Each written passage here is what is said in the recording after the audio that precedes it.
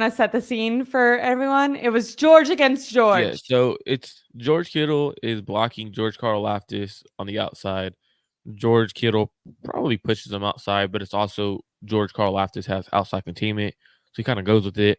The play is not over. Middle of the play has not been blown dead. No whistle has gone.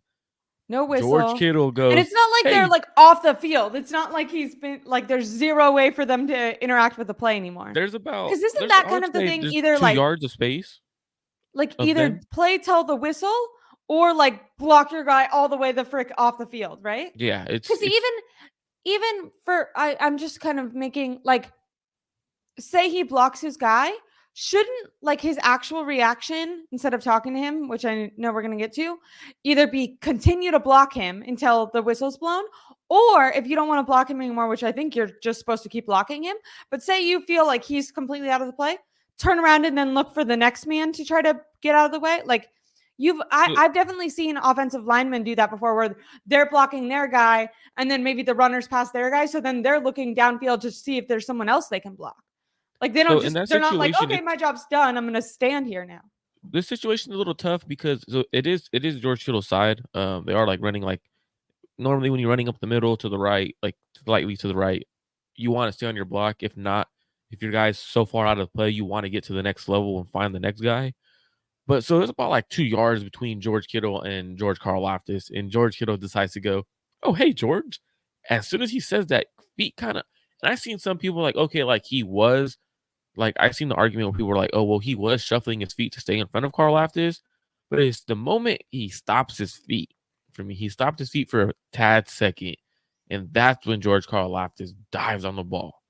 And so for me, it's not necessarily like I do think George Kittle needs to stop talking. Like that's WWE personality to me. Like that's not what you're here to do. You're here to play until the end of the whistle every time. And that's how I was coached, at least. Like I was coached to play to the echo of the whistle. So if you ever blow a whistle, you can hear the initial whistle, but then like a half second later, you can hear an echo. About a second or a half second later, you can hear an echo. And that's I was taught to play to the echo of the whistle, not necessarily to the whistle. And the reason is usually the echo of the whistle is truly when the play is over. Um, so for me, that's what I was learned to play through. And so for seeing that, it's just kind of like I don't think you could really blame anyone. I think it's just more so the culture that they had, the mentality they had was to have fun, be themselves. But like reality was is if you go back to KC, Travis Kelce is just as big of a clown and a jokester as George Kittle. They were laser focused from the beginning. Laser From the focus. beginning. And that's why I would love to talk about like for anyone who didn't see the full mic'd up because I know it's like 45 minutes. I did watch it. And I think the sad part about the Kittle thing is he goes up to guys who have formerly really struggled with like mentality.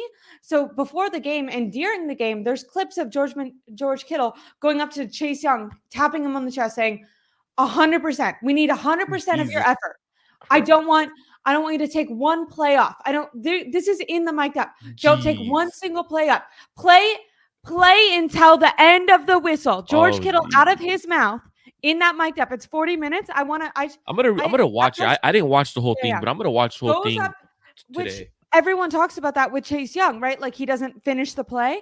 So George Kittle's over there like being and this is, before you see his part in this. So I'm watching this and I'm like, good on George Kittle. Like he's going up there, like, make sure you play until the end of the whistle, like telling other guys, going up to Brock Purdy, being like, you're a stud, like keep calm, keep doing what you've been doing. Like totally going up to everyone, in my opinion, being like a good team captain. Like he's not overdoing it, but he's like kind of hyping people up, like being really encouraging and like emphasizing effort, all out play, goes up to Christian McCaffery. There's no weeks left after this.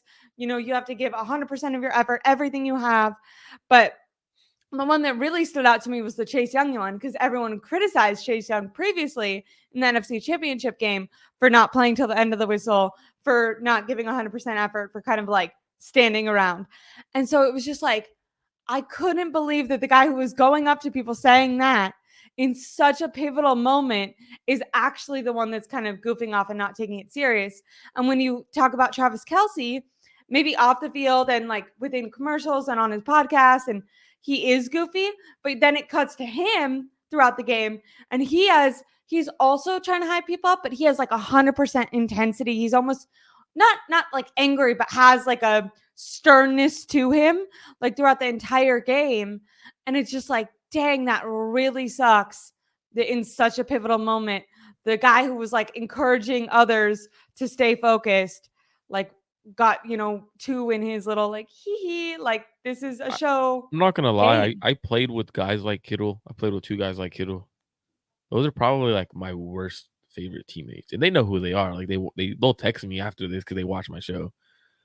They're probably my worst favorite teammates in terms of teammates. Off the field, great people, but like as a teammate, I hated those kind of guys. Like it just like I'm the kind of like when you step on a field or like to a field, any sport, anywhere like you're playing, it's not a time to joke. Like I hate losing more than I Yeah. enjoy winning. Like I enjoy winning, but I hate losing even more. Right? Like so for me, it's one of those ones where it's like, Yeah, you're like, I want to be serious now. yeah, like you don't, and it's the biggest game of your life. You came back with a vengeance. Remember when Right, like what? remember when people were making fun of Cam Newton for not jumping on the ball? Yep. Yo, And people are yo, not how giving George Kittle that much hate. Like I feel like because it's fans George like Kittle. on Twitter It's you kind of see George about it, Kittle. but it hasn't really been on like any of the mainstream networks and stuff. And maybe it's just because there's like so many little spots. But I feel like that has been like an under highlighted aspect of this game. And maybe it is because I think until the NFL mic'd up segment came up, people were kind of like, oh, well, he's like not looking at the ball. Obviously, the person who is like facing that way is going to have the better chance to it. So I think George Kittle had more of like an excuse before you saw the like more live, interaction. Because I think when you just saw it as a fan, you're like, all right, they're blocking. Yeah, He he didn't has have the no chance to chance. see it. But when you see the mic'd up version, you're like, oh, he like had the chance to turn around and look at what was going on or just to continue blocking that guy. And he like in the most pivotal moment didn't do the correct thing, like didn't do either of those things. And it's I get this. Like he probably even And if I'm not he's trying to say like focused, like, they he might not lost the get the Super ball. Bowl just because of that, but it's just like lots of small moments. And he might not be able to recover the ball, even if he is looking the other way. Like that's not what I'm not trying to say. Like it's his fault for not recovering that football. But when you look Yeah. at it, it's you could be continuing your block. So, for example, let's say Christian McCaffery does break out of that pile somehow, and he's running right by your guy. Like that's where it's like, oh, normally you could keep blocking, free open a big run, Yeah. but you're not. So for More of me, a lane. that was And interesting. And that's then like what Kyle Shanahan, sorry for, but it's just like when we think of, because I think a theme that we're kind of talking about with this team and then going forward in the future is like the standard of this team.